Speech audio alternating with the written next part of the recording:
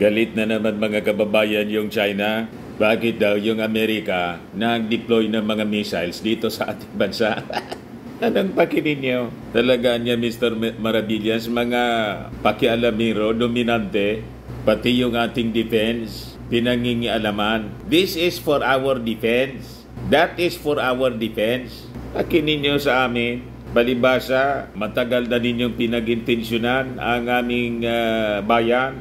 Kaya lagi kayong galit sa mga ginagawa namin to protect our country. So ito ngayon mga kababayan yung sinabi ng China. Yan po, China's Defense Ministry condemns US missile deployment in the Philippines. Lalo niya Mr. Maravillas, magagalit yung China pag narinig nila yung speech ng ating Pangulong BBM. Kaya nga po, binabantayan ng lahat yung magiging speech ng ating Pangulong Bongbong Marcos ngayong gabi, mamaya mga 8 sa security summit po doon sa Singapore. Pero niya Mr. Maravillas, di ba nandun din yung China sa yung Amerika? Siyempre po, makikinig din yung China doon. And in fact, mga kababayan, nagkausap na nga yung Defense Secretary ng Amerika at saka ng China. Nauna pa. Ayan ba? US-China meeting, Marcos speech in spotlight at security summit. Nandun na po yung ating Pangulong Bongbong Marcos at hindi po magpapasindak sa pananakot ng China. Kaya nang sabi dyan, all eyes on PBBM's historic address in Asia's top defense forum. Sabi po ni Martin Romualdez, ang susunod na Pangulo, government will do everything to protect Filipino fisherfolk in the West Philippine Sea. So lahat ng ito mga kababayan na ginagawang trabaho ng ating Pangulong Bongbong Marcos, may relasyon po sa security ng West Philippine Sea. Kasi napaka-importante po ito. Kaya tuloy-tuloy po yung military exercises natin with our allies. Yan po. Philippine Air Force all set for Australian-led pitch black drills. Yan po. Kailangan gawin natin ito. We have to engage our regional partners. At dito naman sa atin, sa ating bansa, yung ating Army at US Armies po, nagsasagawa sila ng second phase nitong Salaknib exercise. Yan po. Kaya umiinit po yung ulo ng China. Nati-checkmate po natin. Magaling po yung ating Pangulong Bongbong Marcos. So niya Mr. Maravillas, magkakagira na. Matagal pa siguro po. Pero yung gira talagang it will come. Naka-prophesy siya mga kababayan sa Bible that there will be wars and rumors of wars. Kaya kailangan maganda po tayo because that is reality. At yung ating ginagawa po, this is for our defense. It is not for our offense or offensive operations. Kasi yun po yung yun ang pinapalagana po na black propaganda ng mga pro-China na tayo rito gustong makipagira. Hindi po tayo, ayaw natin makipagira.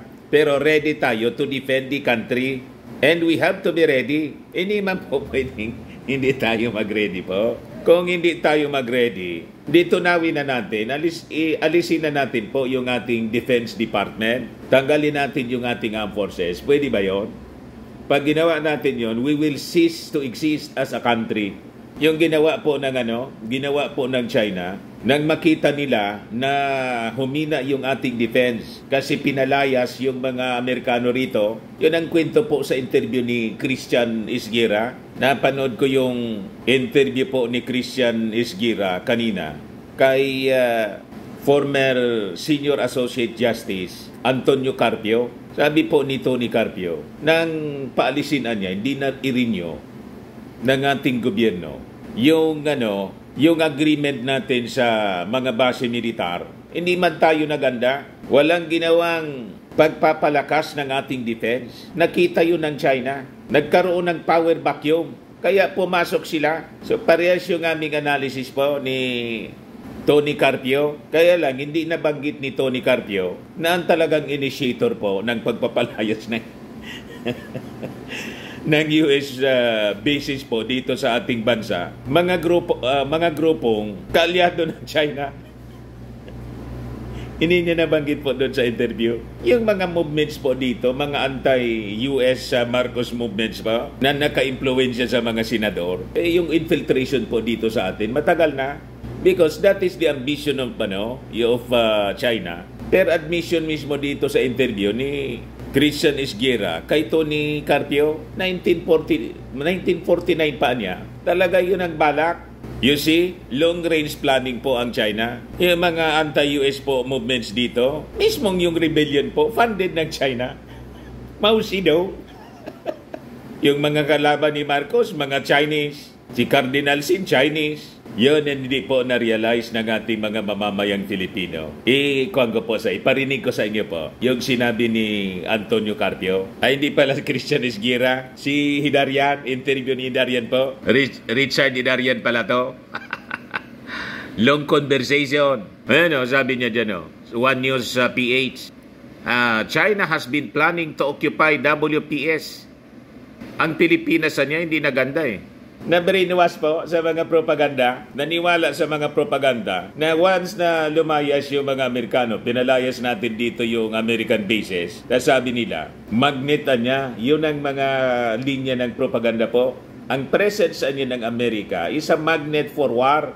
Pinalayas po yung US bases, ayon pumasok yung China. Kasi yung nasa likod po ng pagpalayas ng US bases dito, mismong China. Di ba yung rebellion dito po, suportado ng China? Winikin niya mismo yung politika and defense ng ating bansa. Iparinig ko po sa inyo yung sabi dito sa interview. Foreseen that once the US, the Philippines leaves Subic and Clark, there will be a vacuum in the South China Sea, and that would be the time for China to come in. We should have prepared for that. You see? Before we kick out our allies from the air bases, the naval bases of the Philippines, we should see what are the repercussions. Of course, naturally, China would come in. We should have prepared. We should have prepared our Navy for that. But you see? That was the failure on the part of our policymakers. Failure on the part of the Senate at the time. Because they decided to... Ina-influensya po yung Senado? Then they should look at the repercussions, because that involves security. You see? They just terminated and jump with joy that they have done it, but they didn't think far ahead that China would move in because there would be a power vacuum, and China continued. So that happened in 1995, 1996. We did not learn our lesson. We still did not prepare. We did not strengthen our Navy or Air Force. Kasi yun talaga yung plano. Anti-ship missiles. So China moved again in 2012, seized the Scarborough Shoal. And that was the wake-up call. I mean, when China seized Scarborough Shoal in 2012, that was the time when we realized that China will keep on grabbing our maritime zones and island territories if they fall within the 9-dash line. Yung mga leaders kasi po na umupo, sympathetic sa China. Yung iba po nasuhulan ng China. Nagparapaniwala tayo sa mga propaganda na mga movements po dito sa ating bansa na hindi natin alam, pinupundohan pala secretly ng China. Pero paniwala ko, yung iba po conscious, alam talaga nila, kaya lang mas malakas yung yung kapangyarihan ng kwarta kaysa sa interes po ng ating bansa. Kaya po peligroso ang mga susunod na na election po with the massive infiltration sa politika natin ng mga Chinese. Dapat po mawarningan natin ang ating mga mamamayang Pilipino na seryoso po ang banta ng China dito po sa atin. At pag hindi po tayo nakinig, hindi tayo tumino rito, baka mawalan tayo ng bansa. Kaya wag po tayong makikinig dito sa mga propaganda narrative nitong mga pro-China. Ginugulo nila yung mga hakbang na ginagawa ng ating Pangulong Bongbong Marcos na palakasin po yung ating defense. Nagagalit sila po sa ginagawa ng ating Pangulong Bongbong Marcos tulad ng pagkagalit ng China sa ginagawa mga kababayan ng ating gobyerno na i-engage yung ating mga kaalyadong bansa, lalo na po yung Amerika na katartado po natin. Ito siya po. Kinondena ng China sa Defense Ministry yung US missile deployments dito po sa ating bansa. Yan po. Sabi diyan, China's Defense Ministry strongly condemned the deployment of a US intermediate range missile system sa Northern Philippines during military drills in April, saying it brought huge risk of war into the region. Magkakagira po, pagpapasok kayo rito. Kung hindi man po kayo papasok, walang gira po, kaya huwag kayong pumasok because we will defend. Tama? Ang gusto ninyong mangyari, matulog lang kami. Habang kayo ay nagre-ready ng pangangamkam, creeping invasion sa aming territory, gusto ninyo, matulog lang kami. So sabi rito, Defense Ministry spokesperson Wu Qian told a press briefing in Beijing that China remained highly vigilant in oppose the deployment, the first in Indo-Pacific region. The United States anya at saka yung Pilipinas practices, yung military exercises natin dito, both the entire region under the fire of the United States in brought huge risk of war into the region. Adding, it seriously undermined regional peace. Anong in-undermine namin yung regional peace na dati manatahimik dito, pumasok kayo. So kayo yung nag-undermine ng regional peace. Itahimik nga dito nung may military base. In-infiltrate ninyo yung aming bansa. Nagfundo kayo ng mga movements para magsagawa ng mga rallies, anti-US, anti-Marcos. Ayun, nagtagumpay kayo kasi nga pati yung aming mga senador na brainwash, naging anti-American bases na rin. Hindi na nirenew yung agreement sa US bases dito. Doon kayo umabante. Yan mismo yung sabi po ni Antonio Carpio. So sabi po ni Wo, intermediate range missiles anya are strategic inoffensive weapons with a strong Cold War color. Tama ka. It will be offensive. Pag sinubukan ninyo po kaming pasukin, alangan kayo man lang ang mag-offense. Di ba? China deploys its own advanced intermediate range missiles as part of an extensive conventional ballistic missile arsenal. O di mag-deploy din po kayo. Wala kaming paki, mag-deploy kayo. Mag-deploy din kami. Ang gusto ninyong mangyari, kayo lang yung mag-deploy. Matagal na kayong nag-deploy.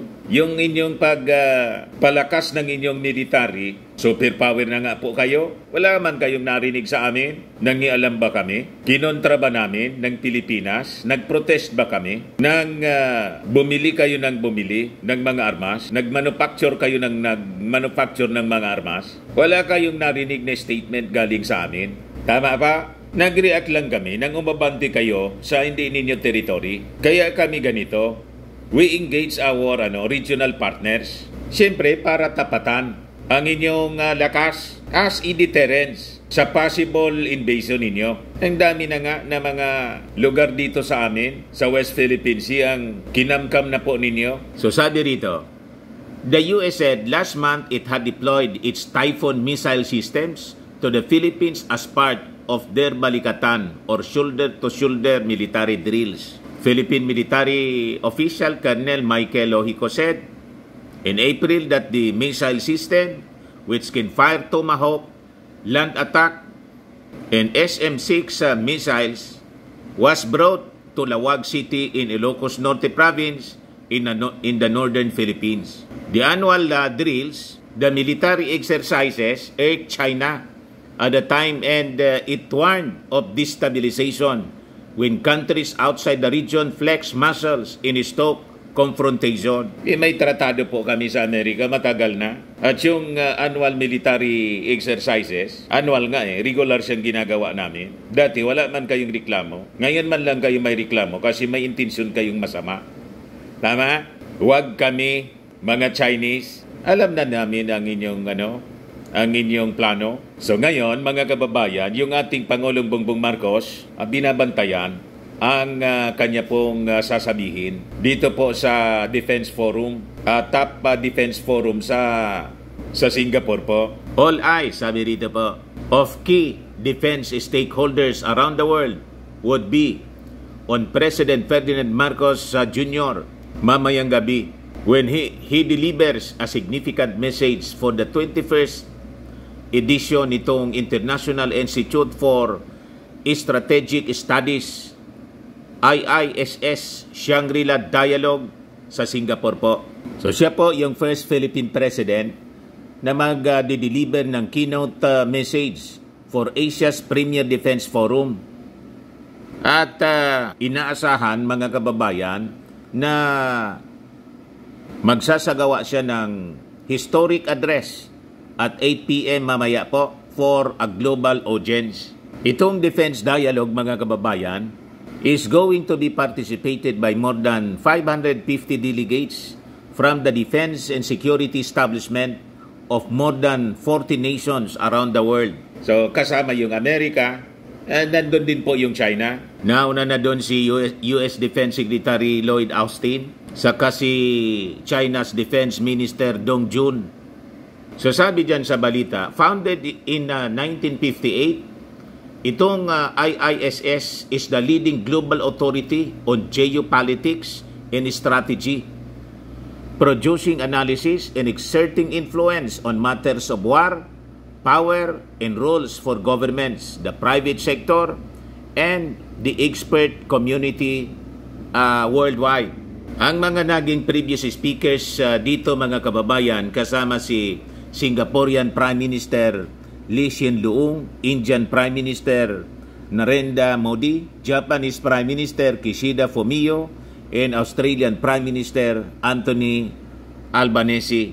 So yung ating Pangulong Bongbong Marcos vowed to articulate his message, the legal and geopolitical position of the Philippines dito po sa West Philippine Sea, as he cited the importance of the waterway to global trade and economy. So yun ang magiging emphasis ng kanyang mensahe, mga kababayan. Pero dati nang kumbinsido pa yung mga world leaders na kailangang tumulong sila sa pag-maintain ng regional peace, lalo na dito po sa pagiging agresibo ng China sa West Philippine Sea. Kasi po, ito pong West Philippine Sea, South China Sea po, daanan siya ng kalakal ng buong mundo. So hindi lang siya importante para sa mga regional countries, kundi sa buong mundo, mga bansa sa buong mundo. So ito pong defense gathering is putting together defense ministers, military leaders, and senior defense officials,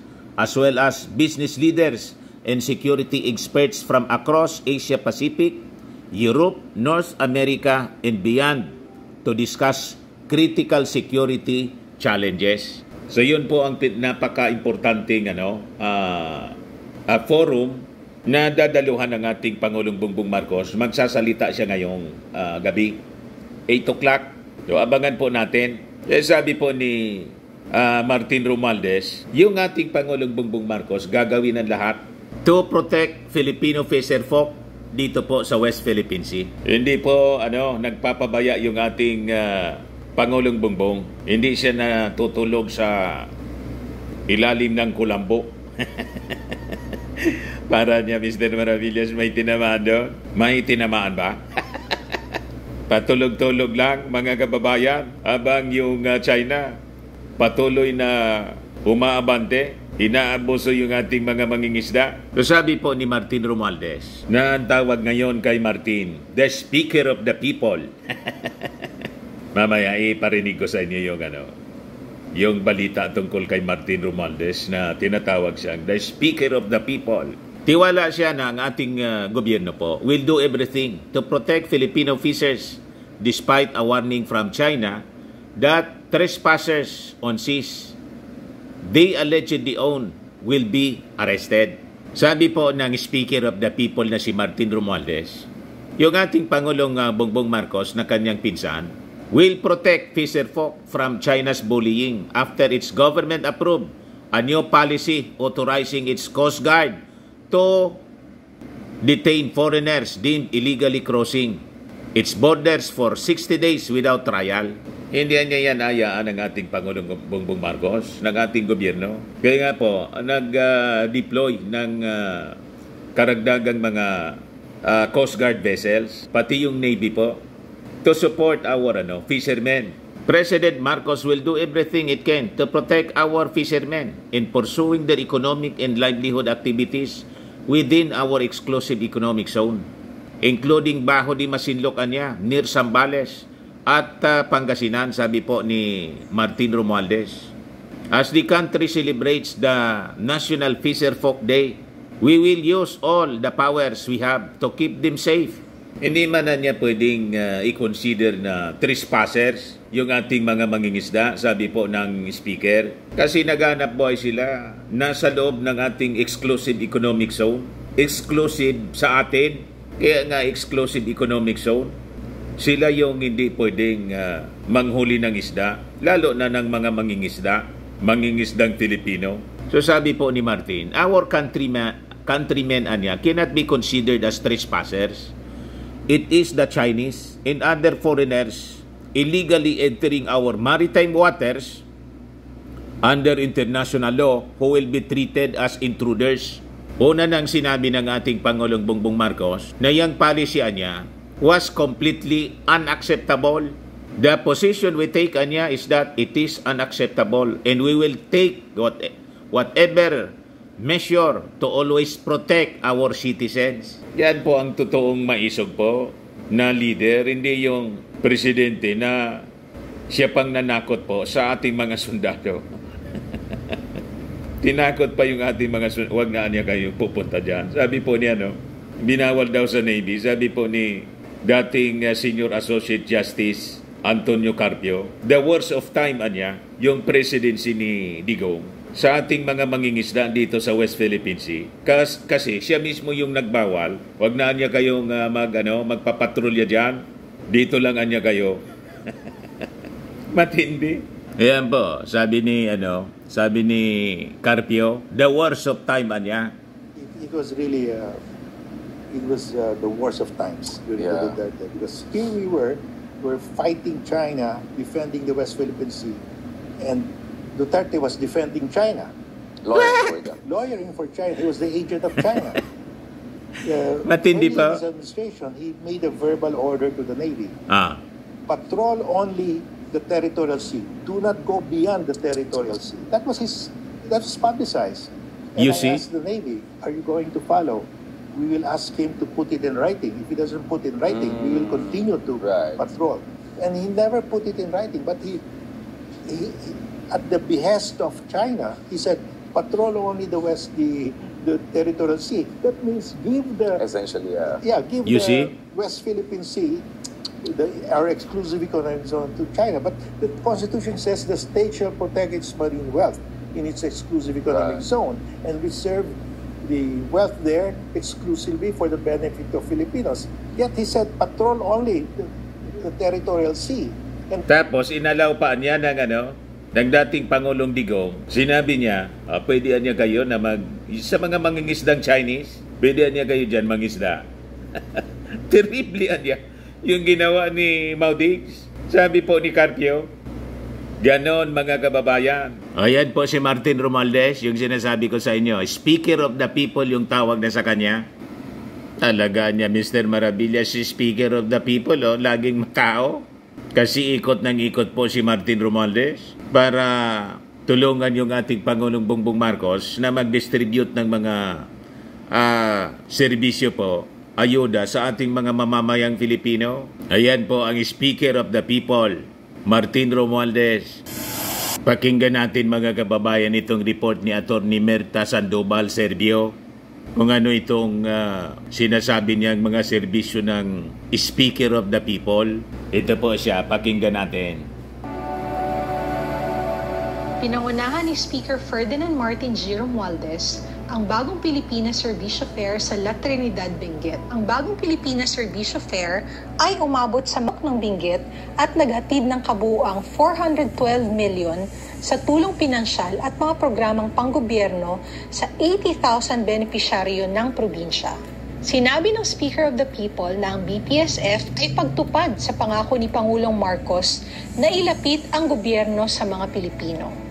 Ang BPSF sa Benguet ang kauna-unahang idinao sa Cordillera Autonomous Region at ito ang ika-15 na yugto ng caravan ng serbisyo na naglalayong saklawin ang lahat ng 82 na lalawigan sa buong bansa. Dumalo rito ang 63 miyembro ng Kamara at naitala ang pinakamataas na bilang ng pagdalo ng mga mababatas sa caravan ng serbisyo. Nalampasan nito ang BPSF sa Agusan del Norte na kung saan 62 na sulon ang dumalo. Matindi po si Martin, no? Nakita ninyo, napaka-transparent ang proseso natin at nakikita natin lahat ng ating resources ng bansa, ng gobyerno, 100%. Downloaded yan. At yan ang servisyo ng lahat ng departments naman yan, Mr. Maravillas, yung mga DDS. Nagpapasalamat sa natutuwa talaga ang lahat ng ka-attend dito, lahat ng mga beneficiaries dito. Sa kabuuan, may insecure na naman yan, Mr. Maravilla. 261 million sa tulong pinansyal at 151 million sa in-kind assistance sa Benguet. Matindi po. Kabilang ang 110 million sa mga serbisyong panlipunan, 10 million sa mga pangkalusugan, 50 million sa mga serbisyong pang-agrikultura, 118 million sa mga serbisyong pangkabuhayan, 35 million sa tulong pang-edukasyon, 25 million sa iba pang serbisyong panggobyerno, 1 million sa mga serbisyong regular. Totoo sa kanyang bansag na Mr. Rice, pinangunahan ni Romualdez ang pamamahagi ng kabuuang 160,000 kilos ng bigas sa mga napiling benepisyaryo ng BPSF sa Benguet. Pinig niya ang kahalagahan ng pangunahing pagkain ng mga Pilipino sa libo-libong mga Pilipino. Pinagkalooban din ng mga opisyal ng munisipyo ng La Trinidad sa lalawigan ng Benguet si Speaker Ferdinand Martin G. Romualdez ng solusyon na inadopt ng kanilang sangguniang bayan na nagdedeklara sa Limara bilang adopted son ng bayan. Adopted son na po? Sa resolusyon bilang 6/2024 na inadopt na lupon sa kanilang regular na pagpupulong noong Marso 26, 2024, nagbigay sila ng pangalang Batakagan kay Speaker Romualdez na nangangahulugang pinakamaliwanag na bituin. The brightest star. Ito pa, mga kababayan. Bilang panauhing pandangal sa ikalawang talumpati sa patakarang panlabas ng kagawaang panlabas, binigyang diin ni Speaker Ferdinand Martin Romualdez ang mga bagong inisyatibo para palaguin ang negosyo sa Pilipinas na dinaluhan ng mga diplomatic corps, kabilang ang 8 ambassadors, opisyal ng gobyerno, kinatawan mula sa akademya at komunidad ng negosyo, at mga opisyal ng DFA na pinangungunahan ng kalihim ng Secretary Enrique Manalo. Ang Department of Foreign Affairs Foreign Policy Address ay isang plataporma kung saan ibinabahagi ng mga ang kanilang mga pananaw para sa mga tauhan ng DFA, para ng presidente si Marie, at mga think tank tungkol sa anumang isyong pampatakaran na may implikasyon sa patakarang panlabas. Sinabi ng Speaker of the People na tututukan ng Kamara de Representante ang pagpapalakas ng pambansang seguridad at pagpapahusay ng kaunlarang ekonomiko sa natitirang sesyon ng siyam na Kongreso. Anya, sa pamamagitan ng ibay ng kapayapaan at seguridad, makakalikha ang Kongreso ng isang kapaligirang nakakatulong sa mga gawaing pang-ekonomiya at mga inisyatibong Ang mga ito, sa kalaunan, sa karagdagang pagpapatatag ng ating bansa sa pamamagitan ng pagbawas ng kahirapan, paglikha ng mga trabaho, at pagpapabuti ng pamantayan ng pamumuhay na magbabawas naman sa posibilidad ng kaguluhan sa lipunan. Itinuturing italagang siklo para sa sustainable na kaunlaran ng isa sa mga pangunahing haligi ng aming agenda sa lehislatura. Sinamantala rin ng Speaker ang pagkakataon upang itulak ang isa pang advokasiyang pang-ekonomiya. ang pag-alis ng paghihigpit sa mga dayuhang pamumuhunan institusyon. Inilahad niya na ang iminumungkahing mga pagbabago ay naglalayong ipasok ang pariralang maliban kung itakda ng batas upang bigyan ng Kongreso ng kakayahang gumawa ng mga mabilisang pagbabago sa batas sa tiyak na mga sektor ng ekonomiya bilang tugon sa mga pagbandaigdigan at lokal na ekonomiya. Ipinabati din niya sa kanyang mga tagapakinig na ang Kamara de Representante ay nagpapatupad ng makabuluhang mga reforma na nagbago ng anyo ng ekonomiko at panlipunang tanawin ng Pilipinas. Bukod pa rito, ang pagtatalaga ng Kamara sa pagpapaunlad ng infrastruktura ay pinapakita sa patuloy na programa ng Build, Build, Build. Sa larangan ng ugnayang international, binanggit ni Speaker Romualdez ang patakarang panlabas ni Pangulong Ferdinand Bongbong Marcos Jr. Ang Pilipinas ay kaibigan ng lahat at kaaway ng wala. Sinabi ng Speaker hindi po tayo nakikipag-away sa China. We just defend our rights. Mas epektibong matutugunan natin ang ating mga karaniwang problema. Sa isang kapaligiran pabago-bago, hindi tiyak sila po yung nang-aaway. Hindi po tayo palaaway. Sa halip na isang padalos-dalos na reaksyon at ang pag-abot ng kamay sa halip na pag-atras ang siyang itinuturing na karunungan. Ito po si Attorney Myrta Sandoval Sebrio mula sa Kamara de Representante, nag-uulat para sa Speaker of the People. Di ba? Speaker of the People po, ang tawag na kay Martin Romualdez. Kasama siya palagi ng ating Pangulong Bongbong Marcos sa kanyang mga pagbiyahe sa ibang bansa para matugunan agad kung kailangan ng mga legislation sa Kongreso, sa mga lakad ng ating Pangulong Bongbong Marcos, sa mga pakikipag-usap niya sa mga leaders, both sa mga political leaders ng iba-ibang bansa, saka sa mga business leaders po.